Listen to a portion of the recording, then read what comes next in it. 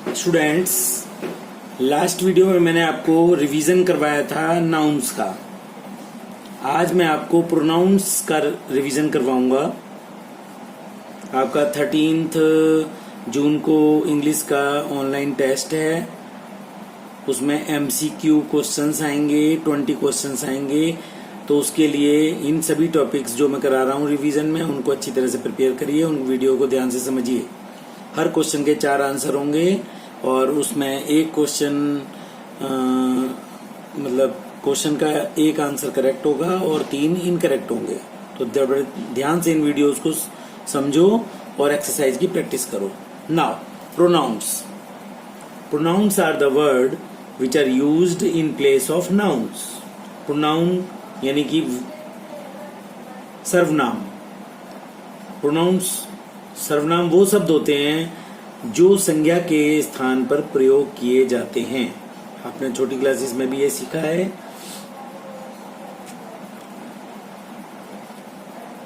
जैसे my name is Abdul, I am a student. तो my name is Abdul है तो वहां आई यूज हुआ है। The criminal was gelled, he had killed a man. तो अब क्रिमिनल की जगह पर हमने ही यूज किया, तो ये इसका प्रोनाउन है। Our principal is Mrs Snehi Agarwal, she is a well known educationist. अब मिसेज स्नेही अग्रवाल की जगह पर हमने शी यूज किया है। Preeti work hard, you have got poor marks this time. तो यहां पर प्रीति के लिए यहां पर जो है यू जो है वो प्रोनाउन है। My friend and I shared our journey to Goa, we reached there safely. अब यहां पर 2 जने हैं ना, माई फ्रेंड एंड आई, इसलिए यहां पर वी यूज किया गया है। वी प्रोनाउन है यहां पर। A snake came out of a hole. It then slithered into a bush. अब snake के लिए it यूज किया है। it क्यों किया? क्योंकि वो एनिमल्स में आता है, इसलिए। People elect their leaders. They in turn lead them. तो people के लिए यहाँ पर they यूज किया गया है। तो इस तरीके से आपको पता लगा कि इन सेंटेंस में I, he, she, you, we, it या दे, ये प्रोनाउंस यूज किए गए हैं। अब kinds of pronouns. Pronouns number 1 कितने तरह के होते हैं?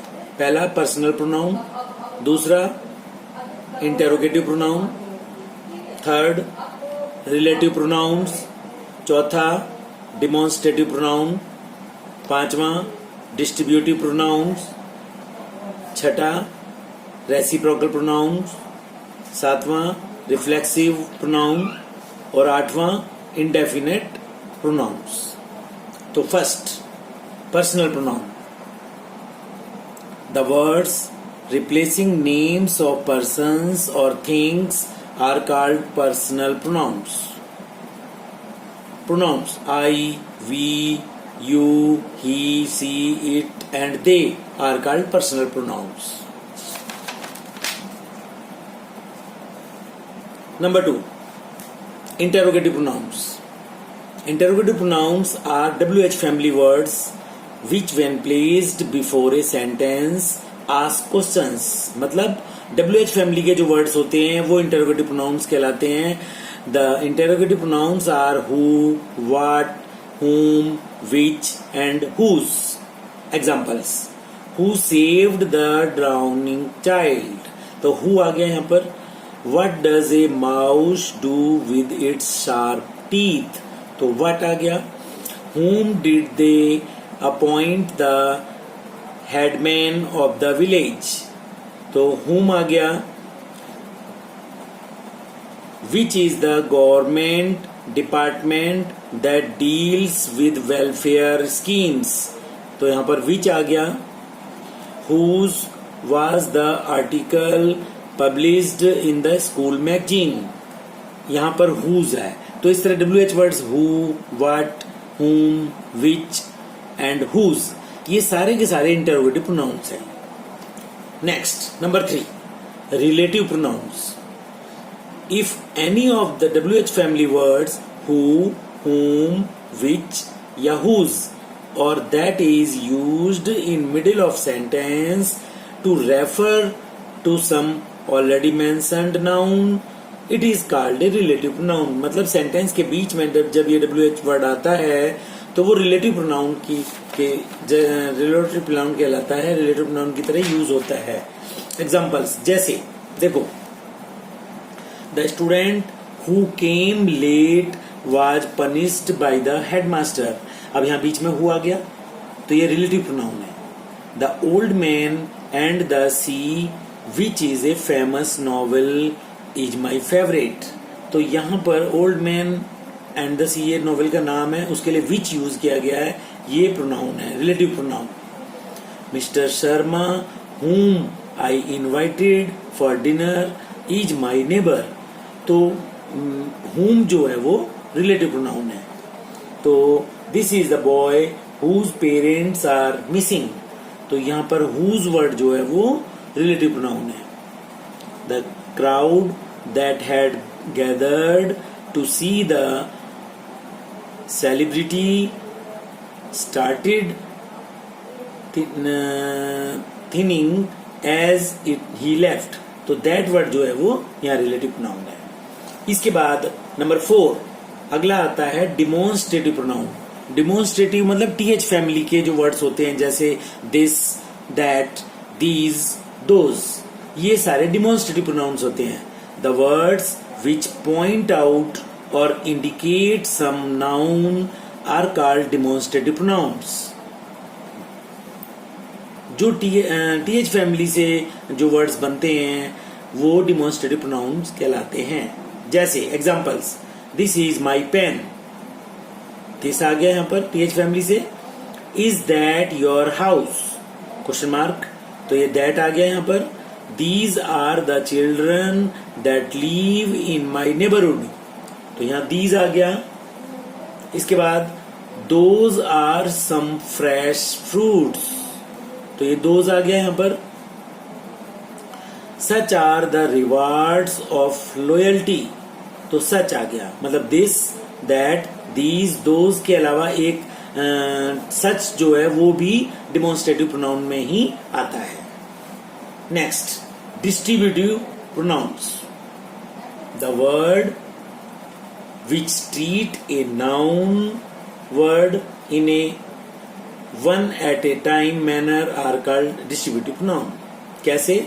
जैसे each of the winners receives an award, तो ईच वर्ड आया यहाँ पर. Either of the cows gives 5 litre of milk, तो आइदर मतलब हर एक गाय. Neither of the shops was open at that time, तो नाइदर आ गया. Everyone got a chance to sing a song, तो एवरीवन आया यहाँ पर. None of them agreed to the proposal, या नन आ गया. तो इस तरीके से ईच, आइदर, नाइदर, एवरीवन या नन, ये डिस्ट्रीब्यूटिव प्रोनाउन में आ गए. Next reciprocal pronoun. The word pairs which convey the sense of reciprocation are called reciprocal pronoun. वो वर्ड्स जो अपोजिशन दिखा देते हैं, अब वो रेसिप्रोकल प्रोनाउंस कहलाते हैं. The two bulls wounded each other with their horns in the fight, तो each other एक दूसरे को घायल कर दिया, तो ये जो है रेसिप्रोकल प्रोनाउन है. We should all help one another in times of need. One another, ये वर्ड जो है वो रेसिप्रोकल प्रोनाउन है. इसके बाद आता है reflexive pronoun. Reflexive pronoun when pronouns like herself, himself, ourself, yourself are used as a receiver of an action or the object of a verb, they are called reflexive pronouns. मतलब जिसमें last में self लगता है या selves वो reflexive pronouns, वो word reflexive pronoun बनते हैं। जैसे आई का होगा माई सेल्फ, ही का हिम सेल्फ, हर का हर सेल्फ, अवर का अवर सेल्व्स, योर का योर सेल्व्स, इस तरीके से। Example, she could only blame her self for her failure. तो यहां हर सेल्फ आ गया, देखो शी के लिए, है ना। They gave themselves all credit, तो दे के लिए देमसेल्व्स आ गया। I have trained myself in the art, तो यहां पर आई का माई सेल्फ बन गया। तो इस तरह से आपको आइडिया लग गया कि रिफ्लेक्सिव प्रोनाउंस क्या होते हैं। इसके बाद है इसका last, indefinite pronoun. Indefinite pronouns are the word which fail to specify nouns or which indicate nouns in general, जैसे someone, somebody, no one या none, nobody, anyone या anybody are known as the indefinite pronoun। ये indefinite pronouns होते हैं सारे।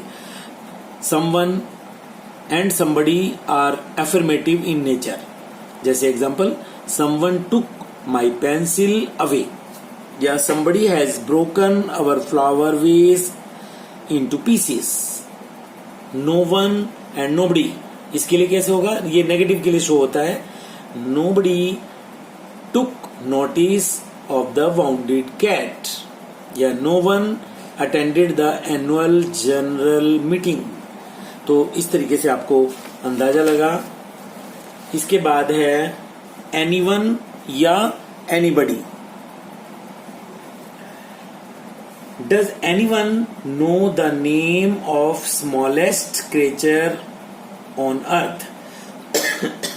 तो anyone, would anybody provide me with food and shelter? तो आपको anyone या anybody, इससे आपको आइडिया लगा।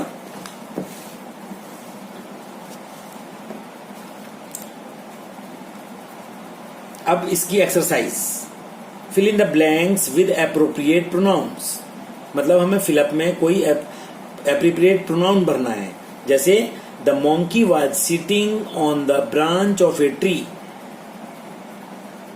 इसके बाद dash was engaged in a lot of mischief there. अब देखो मोंकी था, उसके लिए हमने इट यूज किया क्योंकि वो जानवर है, तो यहाँ इट आएगा प्रोनाउंस में, फिलअप में।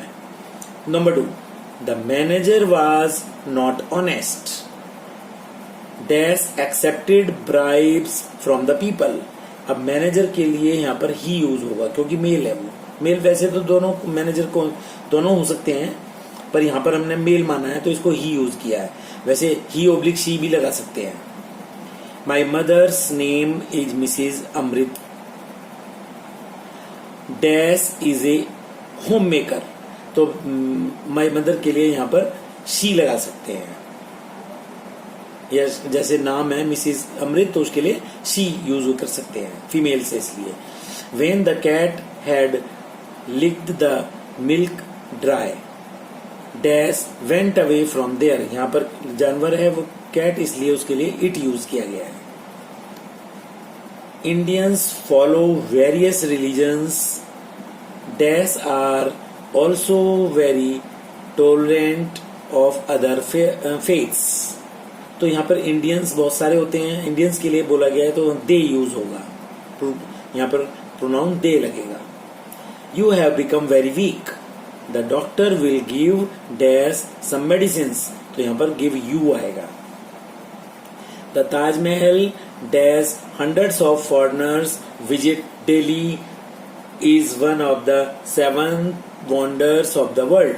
तो यहाँ पर ताजमहल के लिए दैट यूज होगा क्योंकि वो निर्जीव वस्तु है, कोई बिल्डिंग का नाम है। Is dash responsible for this accident, no one, तो यहाँ आएगा is no one responsible. Meeta's father scolded dash for being late for school, तो स्कोल्डेड हर, मीता के लिए हर आएगा। ऐसे ही the farmer dash plowed the irrigated his field, तो फार्मर के लिए himself, स्वयं himself आएगा यहाँ। The farmer himself plowed and irrigated his field। ठीक है। इसके बाद Identify the case of pronouns given in the italics. हमें बताना है इसमें case. The teacher praised me for my good work. तो यहाँ पर ऑब्जेक्टिव केस है ये. The bird flew to a tree and perched on it. ये भी ऑब्जेक्टिव केस है. The duty is to serve the nation is ours. ये generative है. इसके लिए इतना ही काफी है वैसे. Next.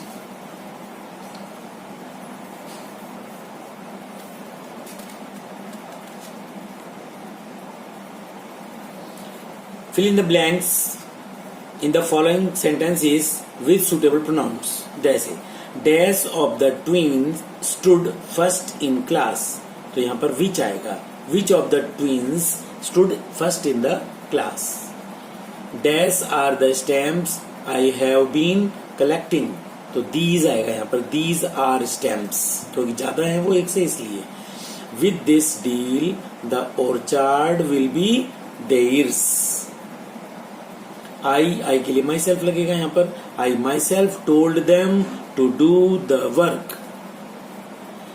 Why have you not answered the call? तो यहाँ पर you भरेंगे. Why have you? Dash had no explanation for the mistake. तो यहाँ पर she हमने यूज किया है. वैसे यहाँ पर तो हम ही भी लगा सकते थे. अब आगे. Dash are you doing? तो what are you doing? He cannot leave dash habit. तो he के लिए his आएगा. she होता तो her आता. He cannot leave his habit. Where is the person dash is first speaker today? तो यहाँ पर who आएगा. Where is the person who is the first speaker today? Tell dash what I can do for you. तो tell me. Personal pronoun. Tell me what I can do for you. Next. I went for a picnic with. यहाँ पर them. क्योंकि अकेला तो picnic पे कोई जाएगा नहीं. एक से ज्यादा लोग होंगे इसलिए उनके लिए them यूज किया गया है. After I will have explained the topic, you can learn it for yourself. तो यहाँ it यूज होगा. This is my pen. I think the other one is yours. ठीक है. तो अब इसके बाद में मैं इसके लिए लिख के भी एक्सरसाइज कराता हूँ. तो मैं अब आपको प्रोनाउंस की एक्सरसाइज दे रहा हूं और इसकी पीडीएफ भी दूंगा. क्वेश्चन.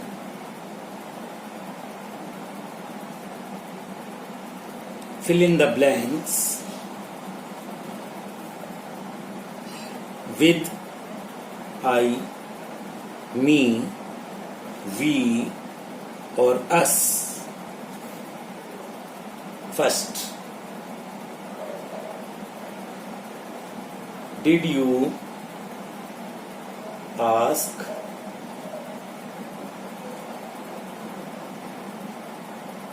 Flora और डैश. यहाँ पर आई या मी में से कोई भी एक यूज करना है.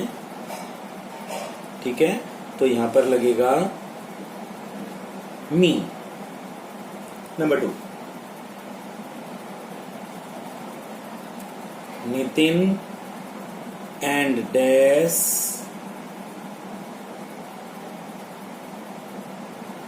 went to the railway station. तो यहाँ पर ये तो आई या मी दोनों में से एक यूज होना है. तो यहाँ पर लगेगा नितिन एंड मी तो हो नहीं सकता. Nitin and I. Number 3,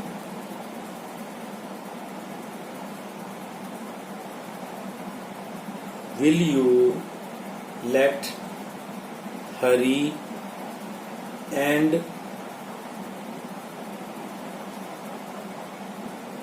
dash go to the cinema, I यम्मी, दोनों में से क्या आएगा? यहाँ पर भी आई आएगा। Number 4, dash are going to the park. तो यहाँ पर या तो वी या अस, तो यहाँ पर स्टार्टिंग में अस तो आ नहीं सकता, तो यहाँ पर वी आएगा। We are going to the park.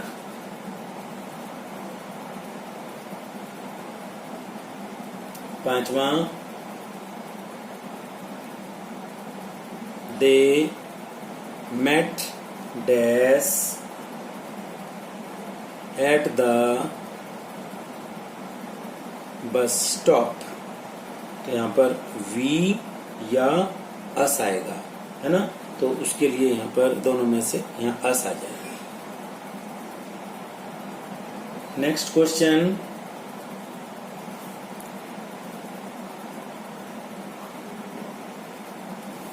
fill in the blanks with he, him, she, her, they और them। तो first sentence, where is Dilshad? I want to see dash. तो यहाँ पर या तो ही या हिम, तो दोनों में से क्या आएगा? इस अगर शुरू में होता फिर तो ही लगता, सेंटेंस के सब्जेक्ट में होता, ऑब्जेक्ट में है तो यहाँ पर हिम यूज होगा। Number 2, I am younger than dash। तो यहाँ ही या हिम आएगा, तो यहाँ इस जगह पर आ जाएगा younger than he। Number 3, they sent for you and dash she या हर, तो यहाँ पर आएगा her. Number 4, tell dash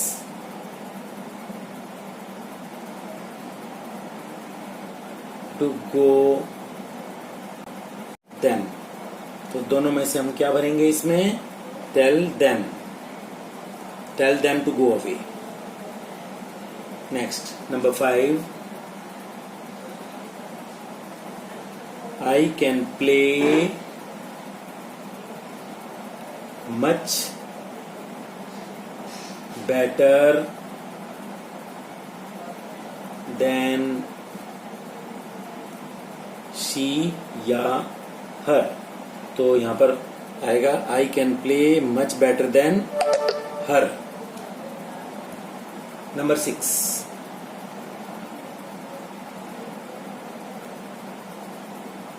how do you know dash are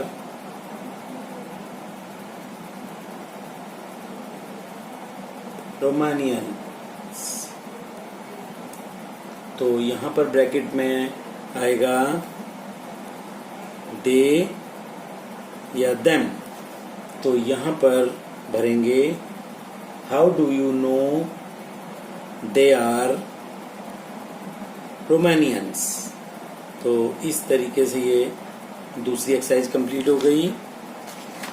then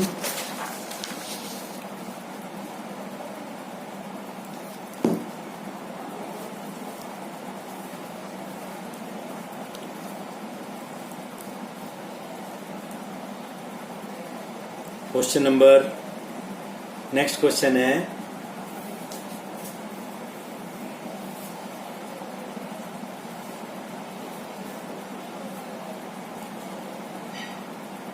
fill in the blanks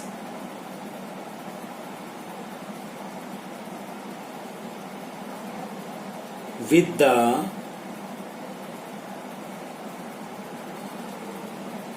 correct pronouns. जैसे first,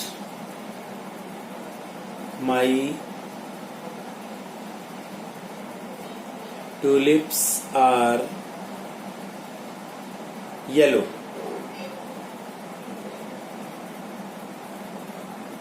What color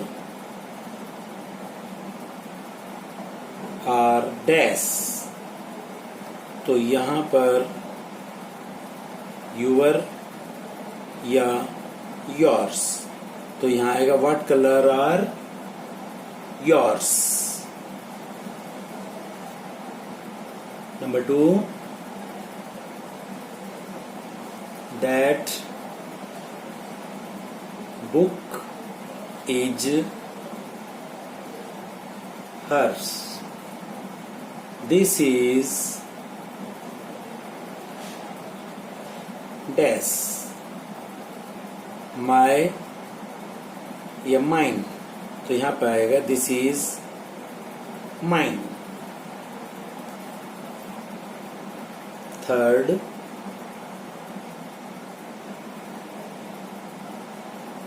are these pencils dash? His या him, तो are these pencils his. Number 4, this is my classroom. That is dash, her या hers, तो यहाँ आएगा that is hers. Number 5, these are their pencils. They are not dash, our या ours, तो यहाँ पे they are not ours. Sixth sentence, where is dash?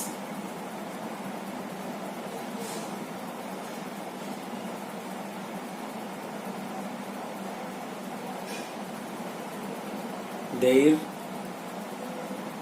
या theirs, तो where is their.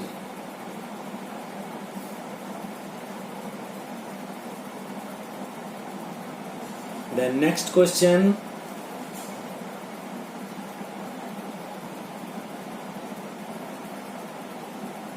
fill in the blanks using who, whom or whose.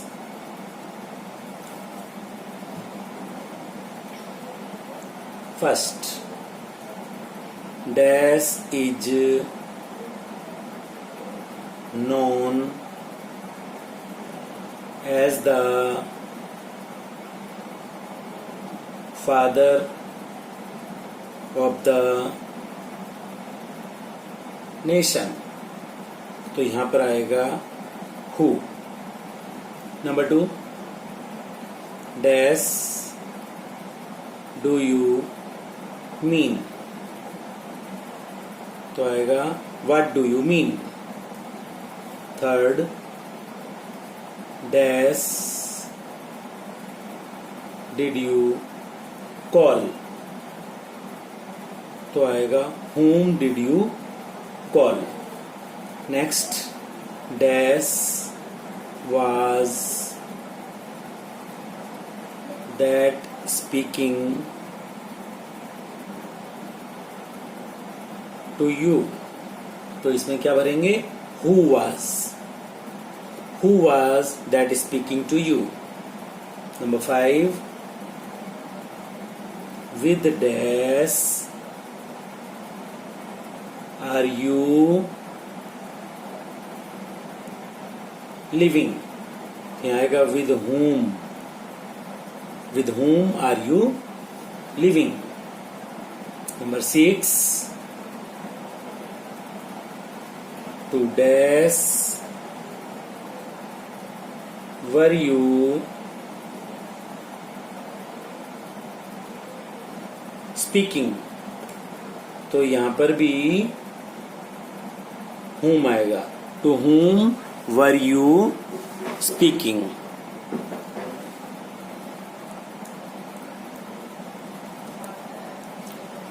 तो इस तरीके से ये एक्सरसाइज मैंने कराई. इसकी मैं पीडीएफ बना के भेजूंगा और आप अच्छी तरीके से पूरी वीडियो को समझो, रूल्स को अच्छी तरह से याद करो. और आपका 13 जून का इंग्लिश का ऑनलाइन टेस्ट है जिसमें 20 क्वेश्चंस आएंगे और उन क्वेश्चंस में के 4 ऑप्शंस होंगे, मतलब आंसर होंगे. ऑप्शन ऑप्शनल होंगे, उनमें से एक चूज करना पड़ेगा आपको. जिसमें एक करेक्ट होगा, 3 इनकरेक्ट होंगे. तो क्वेश्चन को ध्यान से समझना और जो तुम्हें सबसे अच्छा आंसर लगता है कि ये होना चाहिए उसको टच करना. तो इस तरीके से 20 के 20 क्वेश्चन करने पड़ेंगे और 20 क्वेश्चन करने के बाद में लास्ट में एक बॉक्स होगा जिसमें लिखा होगा सबमिट. जब उसको सबमिट को भी टच करना है, अदरवाइज आपका सॉल्यूशन, आपका आंसर जो है सबमिट नहीं होगा. ठीक है.